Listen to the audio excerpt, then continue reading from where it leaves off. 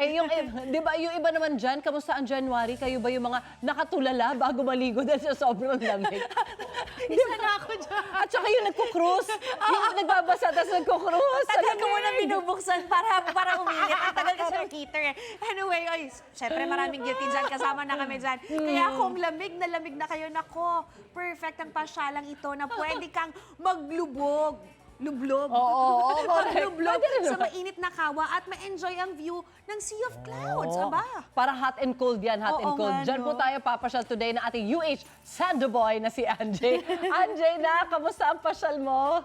Ayan na, ginaw kasi na. alam mo Go, naman, Anjay, lubog dyan na! Pag ikaw pinasok ng lamig, Anjay. Good morning. At isa nga rin ako, guilty nga rin ako na natutulala. Ngayon nga, tulala lang ako dito sa magandang view namin.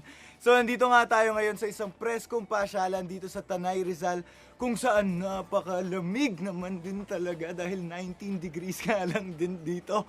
At ang lamig talaga, pero okay lang. Kasi tignan nyo naman, napaka-relaxing ng view dito. At isa nga sa pinupuntahan nila dito ay ang Sea of Clouds na makikita nyo from 5 a.m. to 7 a.m. At ito perfect na perfect nga yan para kung gusto mo lang makapag-muni-muni or kung gusto mo mag-soul searching, pwede nga rin siya kung may ka-date ka ng mga loved ones mo or kaya family mo, di ba? At isa pa, picture perfect nga rin dito dahil tanaw na tanaw mo nga dito ang Sierra Madre Mountain Ranges. Pero syempre, since malamig na nga ngayon at nararamdaman ko na nga, isa sa mga fini-feature nila dito ay ang kanilang Kawa Hot Bath na ngayon, susubukan ko na. Ayan. Ayun. Ang sarap sa pakiramdam. Ito yung hinahanap mo pag malamig yung lugar, 'di ba? Para ka lang niluluto, para kang nilaga, 'di ba? So ito, ang pinakamaganda nga rin dito, yung tubig na ginagamit nila is lukewarm lang. Ang init. So hindi ka mapapaso. At marami nga rin silang mga flowers. Ayun, kung makikita nyo, may mga flowers dito tulad ng bougainvillea, may gumamela sila dito, cosmos, dahon ng kalamansi at dahon ng kamyas na nakakatanggal talaga ng stress. At tignan nyo naman, kung ganyan din naman talaga yung view nyo, mawawala rin naman talaga yung stress nyo dito, di ba? 1 hour and 30 minutes lang to from Manila at mura lang dahil 150 pesos lang ang day tour nila dito. At itong Kawa Hot Bath na to, may experience nyo to for 400 pesos. Sulit na sulit to, as in, ang sarap lang chumil dito, ang sarap lang na magmuni-muni. Sa totoo lang, ang sarap lang magmuni-muni and mas masaya siya kapag ka may mga kasama ka family. Ang maganda pa is, yun nga, yung init ng tubig. Yung init ng tubig. Pero syempre, hindi lang yan yung mga pwedeng gawin dito dahil meron nga rin sila ditong restaurant. O teka, tanggalin muna natin yung mga bulaklak ko. Ayan, meron nga rin sila dito mga restaurant na nagsiserve ng Filipino food. At syempre, since malamig yung panahon, meron tayong makakasama na magbibigay sa atin ng mainit na putahe para sa malamig na panahon. Kaya naman, good morning, Chef Rosemary. Ayan, mga kasama natin. Bati ka naman sa mga kapuso natin. Po. Good morning. So, Chef, anong lulutuin natin this morning? Magluluto tayo po ng bulalo. Bolalo. Yes, tama-tama po sa ating panahon, sir, kasi mainit. Malamig po. Malamig nga talaga, Chef. Kaya po, ano natin to? So, paano ba yan? Paano ba yan, Chef? Yan. Po, sir, magpapakulo tayo ng tubig. Ganito po. No? Lalagyan po natin siya ng sibuyas. Ayun, ang sibuyas. Ang bango, no? Opo. Ang bango. Yan po. Tapos, paminta po. Ayan, Tapos, lalagyan po natin itong mais. mga mais. Opo, kasi mas matagal siya po. Opo. Okay. Tapos, And then, after nyan, anong ito lalagyan po ang natin? ating Baguio beans po. Baguio beans. Po. Tapos sunod natin po itong bulalo po. Ay, lalagay na natin yung laman. Opo, kasi may ano naman na po siya, sir. Gano'ng katagal nyo yan pinapakuluan? 1 oras, sir. 1 oras? Okay, so yan, napakuluan na yan. Okay na. Opo, sir. Ayan. So, iinitin mo na lang, no, Chef? Tapos, ano sunod na step niyan, Chef? Itong patis po. Ayan, lalagyan ng patis. Gano'ng kadami patis?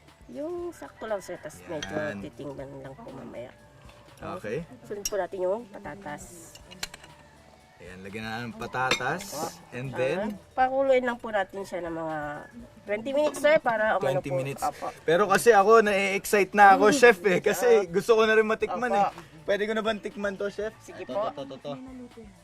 Ayan, okay. So, susubukan na natin. Ito yung finished product natin, Chef, di ba? Opo. Masarap to. Yes, sir. Siyempre. Okay, ito na. subukan na natin. Siyempre, kukuha tayo ng laman. Ayan, tsaka ng sabaw. Sarap! Ang lambot nung laman. At isa pa sa pinakamaganda dito is, siyempre, pag malamig, higupin mo yung sabaw. Mga kapuso, sobrang relaxing nga dito. Perfect na perfect tong bulalo para sa malamig na weather. Mamaya, marami pa tayong mga activities na gagawin. Kaya tumutok lang sa inyong pambansang morning show kung saan laging una ka. Unang hirit! Yun, oh.